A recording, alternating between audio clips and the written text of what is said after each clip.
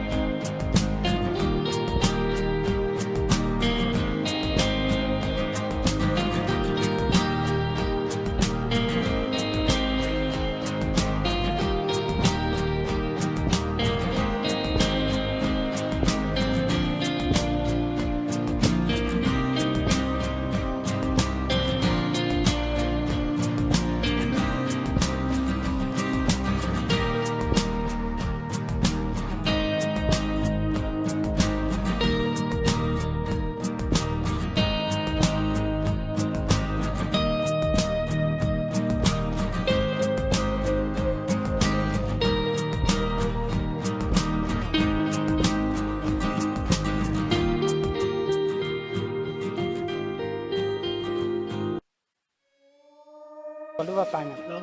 ปลาธรรมชาติปลาธรรมชาติปลาธรรมชาติปลาบ้านเขาเลยแหละโอ้มันก็ปล่อยในปีหนึ่งนี่ เกลือยังเลย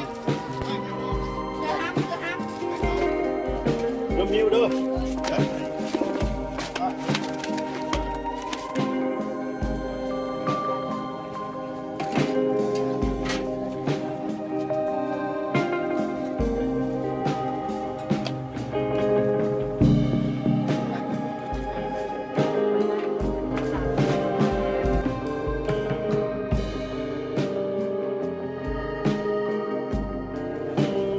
มาซอยปลาเปียกนั่งลงมือ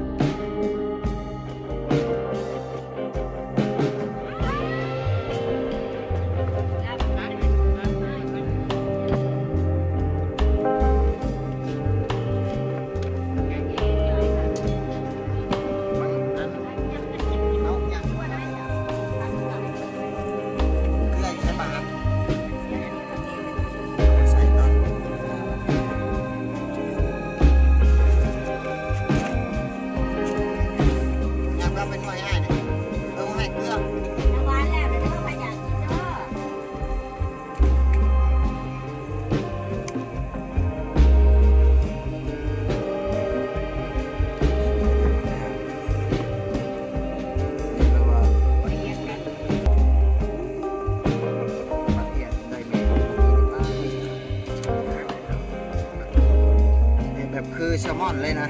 เพราะว่ามันมี2 สีกเลยปลาเอากระดูกกลางออก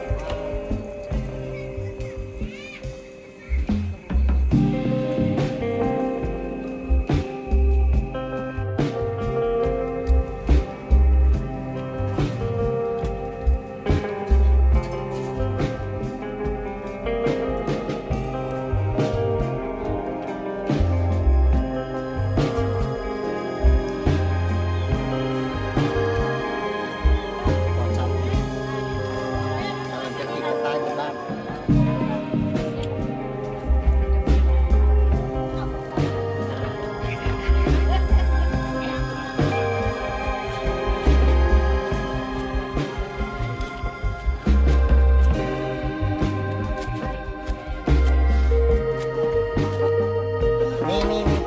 กระลาเสิร์ฟไปทางเทนนิสทางยังเลยผัดกับนี่เนาะลงแล้วเนาะได้จ้ะ จะล้มยังจับ เอาครับ เบียร์ไปเลยโลดน้ำตาลนันผู้มาเด้อกินก่อนได้กินน้ำกันแล้ววะ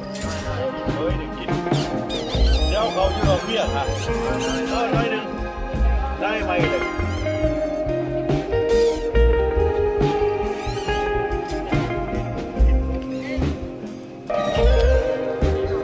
นะ ใส่จานตักไป อยู่ให้อยู่นาคือเก่า มีกระลาเสิร์ฟไปทางเทนนิสทางยังเลย